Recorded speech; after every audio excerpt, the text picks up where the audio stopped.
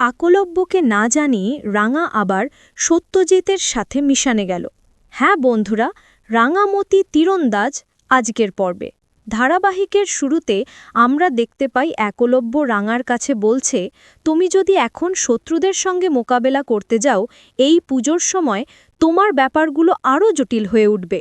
তুমি তো দেখছ, আমি আমার পুরনো ভালোবাসাকে বাড়ি থেকে বের করে দিয়েছি। আমি এখন নতুনভাবে নতুন জীবন নিতে চাই, আর সেটা তোমার সঙ্গে রাঙা। আমি চাই না তুমি সত্যজিৎ স্যারের সঙ্গে হাত মিলিয়ে শত্রুদের বিরুদ্ধে যাও। এতে তোমারই সমস্যা বাড়বে, পরিবারে দুশ্চিন্তা বেড়ে যাবে। তাই অনুরোধ, এসব কাজে না নাও। কিছুক্ষণ পর সভ্য এসে যোগ করে, রাঙা, তোকে একবার পুজো মণ্ডপে যেতে হবে। মণ্ডপ এখনো সাজানো হয়নি, কোনো কাজই শুরু করা হয়নি।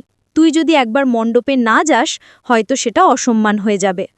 সভ্য, একলব্য ও রাঙা চলে যাওয়ার পর সার্থক এসে তার মাকে বলেন, তোমরা অদিতির সাথে পুলিশ অফিসারের বিয়ে দেওয়ার ব্যাপারটা আমাকে জানায়নি? কেন আমাকে বলা হয়নি? তার মা জবাব দেন, তোমায় বলবো কেন? অসম্মতি করার মতো কিছু নেই। কৃষ্ণারও সম্মতি আছে, অদিতিও সত্যজিৎকেও পছন্দ করে। দুজনেই একে অপরকে পছন্দ করে, তাই আমরা বাধা দিলাম না। সার্থক কটুস্বরে বলে, পুলিশের সঙ্গে বিয়ে, সেটা ভেবে দেখেছ? পুলিশের সঙ্গে বিয়ে দিলে আমাদের পরিবারে বিপদ আসতে পারে, তোর জন্য সমস্যা হতে পারে। মা হেসে বলেন, হ্যাঁ, পুলিশে বিয়ে করলে তোর আপত্তি থাকবেই। তুই ছোটখাটো ভুল করতে পারবি না। ফলস রিপোর্ট মোটর ডাক্তারের মতো জোটানো যাবে না। সার্থক মন খারাপ করে বলে, আবার সুচিন্তিত কথাগুলো ভাঙা রেকর্ডের মতো বারবার বলো না। পরের সিনে আমরা পুজো মণ্ডপে যাই। পাড়ার ছেলেরা মণ্ডপ সাজাচ্ছে। সেখানে সত্যজিৎ রাঙাকে বলে, পুজোর সময়ে তুমি যদি শত্রুদের সঙ্গে লড়তে যাও, বিপদ হবে। পুজোতে অনেক লোক জমায়েত হয়। সেফটি নিশ্চিত করতে হলে আমাদের শক্তির প্রয়োজন। আমাদের ফোর্স লঘু, তাই তোমার হেল্প দরকার। রাঙা প্রশ্ন করেন, আমি কিভাবে তোমাদের সাহায্য করতে পারি? সত্যজিৎ পুলিশ অফিসার জানান, সকাল নাথ ক্লাবে বড় পর্দায় পুজো থাকে। সেখানে কয়েকজন, 2 ছেলে আর একটি মেয়ে এক ফ্ল্যাটে থাকে। তারা কখনো বাড়ি থেকে বেরোয় না। তাদের নিয়ে সন্দেহজনক খবর এসেছে। আমাদের কাছে ফোন এসেছে, সকাল নাথ ক্লাবের পুজো মণ্ডপে বিস্ফোরণ ঘটাতে পারে। বিস্ফোরণ হলে লাখ লাখ মানুষ আহত বা মারা যেতে পারে। তুমি কি চাইবে এমন ঘটনা ঘটুক? তুমি কি পারবে আমাদের সাহায্য করতে? রাঙা দ্বিধান্বিত কণ্ঠে বলে, আমার পরিবার আমাকে নিয়ে অনেক টেনশন করে।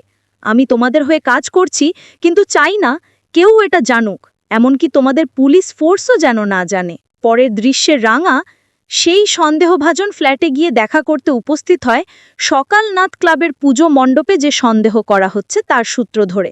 রাঙা ফ্ল্যাটের ভিতরের ঘটনা প্রবাহ মনোযোগ দিয়ে ফলো করে এবং পরে পুলিশ অফিসার সত্যজিৎকে সব পরিস্থিতি জানায়। কাঠবেরি বদলে আমরা বসু কুঠির বাড়িতে ঘুরে আসি। ড্রয়িং রুমে সবাই বসে আছে। একলব্য এসে বলছেন, আমি সদ্য পুজো মণ্ডপ থেকে এলাম।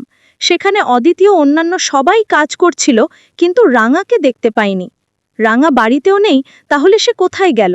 কিছুক্ষণ পরে অদিতি এসে বোঝায়, রাঙা পাশের বস্তিতে কিছু বাচ্চাদের পুজোর জামা কাপড় আর খাবার দিতে গেছে। এ শুনে একলব্য নড়চড় হয়ে প্রশ্ন করেন, তুই নিশ্চিত রাঙা বস্তিতে গেছে?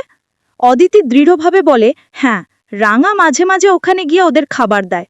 আমি নিজে চোখে দেখেছি, ও ব্যাগ হাতে নিয়েই গেছে। টেনশন করো না, কিছুক্ষণ পরেই বাড়ি ফিরবে। শেষ সিনে আমরা আবার রাঙার সঙ্গে থাকি। রাঙা পুলিশ অফিসার সত্যজিৎকে বলে, এই জামা কাপড়গুলো দেখছো, এগুলো আমি পাশের বস্তিতে দেব। আমি ছোড়দি ভাইকে বলেছি আমি এখানে এসেছি। এখন আমি তোমাকে রুমের ভিতরে যা হয়েছে সবটাই বললাম। ওখানে আমি বন্দুকের তার দেখতে পেয়েছি, আর পাইপও ছিল। নিশ্চিতই কিছু গন্ডগোল চলছে সেখানে। এই ছিল রাঙামতি তীরন্দান ধারাবাহিকের আজকের আপডেট। ভিডিওটি ভালো লাগলে চ্যানেলটিকে সাবস্ক্রাইব করে পাশে থাকা বেল আইকনটি অন করে দিন এবং আপনাদের মূল্যবান কমেন্ট করতে ভুলবেন না।